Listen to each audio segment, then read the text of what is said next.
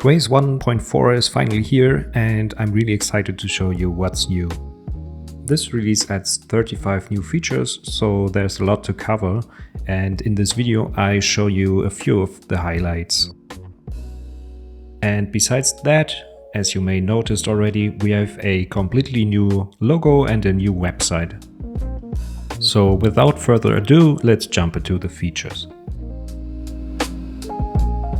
The biggest addition in 1.4 is definitely the possibility to create and edit streams and key value buckets directly within Qaze. So let's start by creating a new stream, which you can do by clicking the plus icon here and then select stream. And first you see the basic configuration. So all the configuration options that a stream has, which can be overwhelming at first, are structured into sections. So it's easier to understand and to configure them. And yeah, let's start by creating a new stream called demo here. And we can also provide some subjects. So I put a lot of effort into the subjects field, which has some key bindings. So it's easy to enter multiple subjects. Let's go with demo 2 and then press space, demo 3. And this way you can create some new subjects. You can also edit them, so you can move with the keys and then press enter, and then you are able to say, maybe I want to use demo 1 here. So let's start simple and leave the stream as it is. What's worth mentioning is the help text we have in place. So for example, if you hover over the description, it says it's an optional human readable description of the stream. So all these help texts should support NATS beginners to quickly understand all the possible options. So let's scroll a little bit to show you what's also possible to configure. All these options are also 2.12 compatible, meaning we have all the new options that are available since NATS 2.12 available here. So if you are happy with the stream, you can click on Create Stream. And the nice thing is that you can review the stream config, and that stream config is compatible with the NATS CLI. So I can click on Create Stream, and this operation was successful, and now the stream opens in a new tab and you can check out the configuration. To show you the edit functionalities, I can edit the stream by clicking on the menu here and then on Edit Stream. And as you see, the fields that aren't editable in NATS are disabled, so it's nice for the users that aren't NATS experts to see which fields are editable. And what's nice about the edit mode is that it contains a little div feature. So let's add another subject, maybe demo 2 here, and then click on update stream. And you will see that we get a little nice div view, and you see which attributes are gonna change if you confirm the changes. So NATS fetches the latest configuration from the NATS servers and then generates the new configuration based on your form inputs. And then you see the div here, and let's confirm this. And we are back in the configuration view of that stream, and we see that all 3 subjects are now assigned to the stream.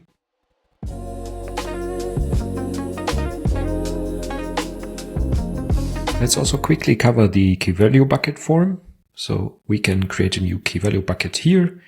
And as you can see, the form looks quite like the stream form, but basically it's a stripped down version of the stream form. So in key value buckets in NATS, you don't have to set so many options, and most of the stuff gets set underneath the covers inside the client library.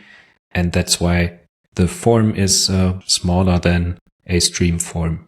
So we can create a new bucket here, for example, demo bucket. And maybe we can say that we want 3 history values and a max age of 25 hours for our values, and then we can create the key value bucket. And as for the streams, the key value bucket configuration is also shown before you create the stream. And if that's fine, we can create the bucket here, and we are inside the new bucket and can also show our configuration.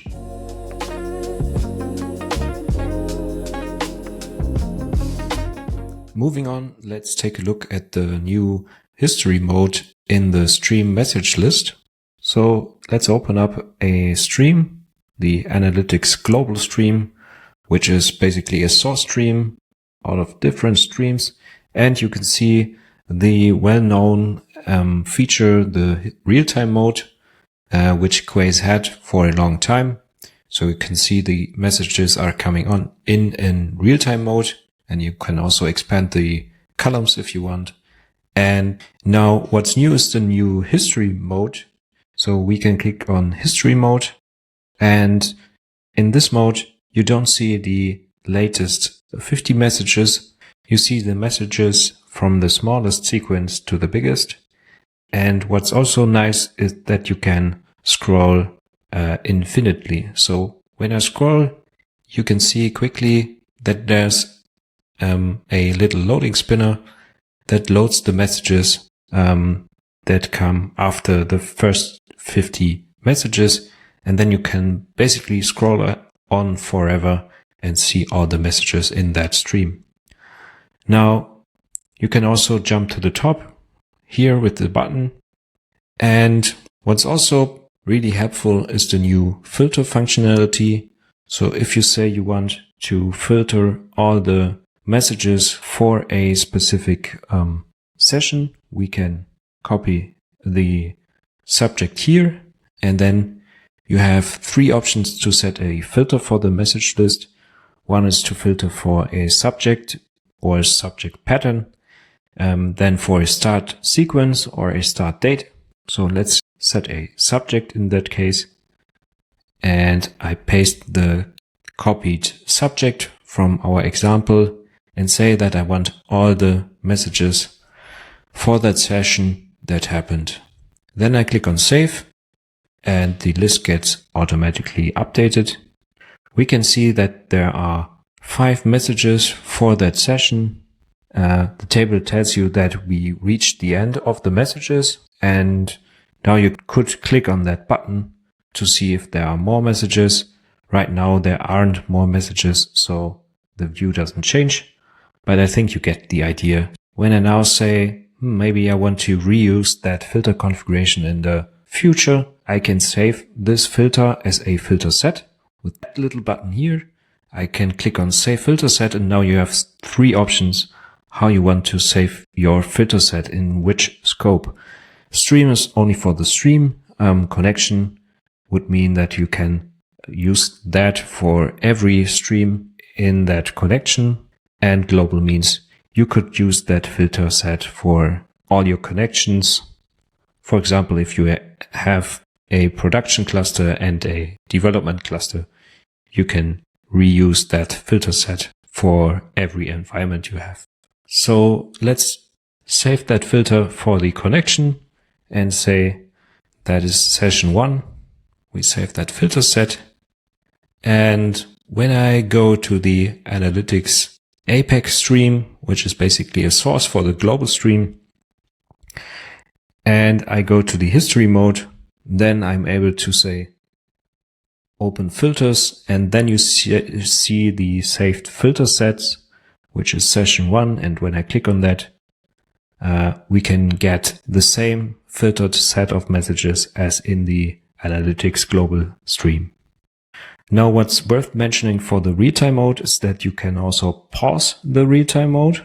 So if there are new messages coming in and you aren't interested in them, you can press the pause real-time mode here, and then you see a paused and no new messages are getting into the table as long as the real-time mode is paused.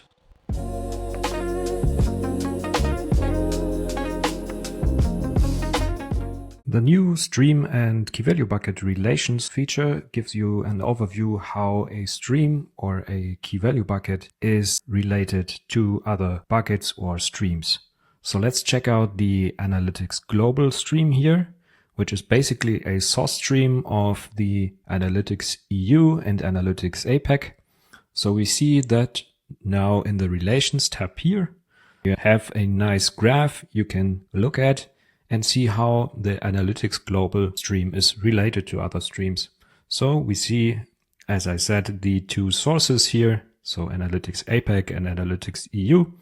And we also noticed that the Analytics APAC stream has a mirror in the EU Central cluster. So you can see also, if you want, the details of that mirror configuration. In that case, there aren't specific values set. It's just a mirror with nothing else. And yeah, this way you can show all the relations of a stream. You can also change the depth. If you say, for example, 1, you would only see the direct dependencies or relations of that stream. And you can also change the layout mode. So now we are in horizontal mode, and you can also hide this panel here to get a better view. And you can also click on the nodes here. So if you click on Analytics APAC, a new tab opens in the config view, and you can look into the details of that stream. So as I said, for the key value buckets, it's basically the same functionality, but I quickly show you an example. So I click on the card state EU, and here's also a new tab called Relations. And if I click on that, you see that the card state EU has one mirror in the US East cluster, and it also shows basic configuration options of the key value bucket. In addition to that, we also have a new documentation page for that feature. You can check out, which basically describes which relations are supported and which not. So there are some limitations around republishing, so be sure to check that out.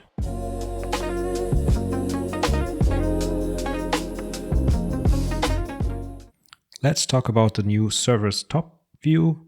So you can click on top here, and then you can start monitoring, which basically monitors all the metrics that are interesting, like CPU memory, messages, and so on, for all the NATS servers.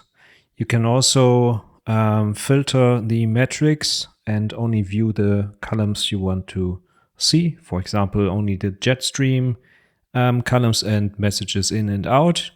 And maybe we open the Analytics Global stream, and let's also hide the navigation so we have more space. And then let's edit the stream. So you see we have the EU Central cluster right now. And then we say, for example, that we want to change the cluster. So you should see some traffic in the Jetstream file storage column. So we say that we want to set the US East 1 cluster here and update the stream. And you see that the cluster is updated. And now you can see that there's a lot of traffic, like 21 megabyte per second, in this nodes in US East cluster.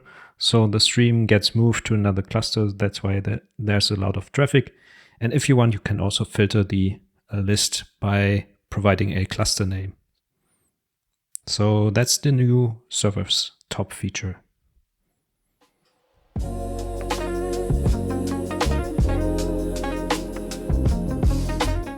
Last but not least is the completely redesigned new servers graph feature. So it gives you an overview over your NATS clusters. It visualizes all the nodes inside those little boxes here, and you see all the basic metrics that are relevant to server nodes, basically. And when you click on a node, you see that the connections to other nodes get highlighted, basically.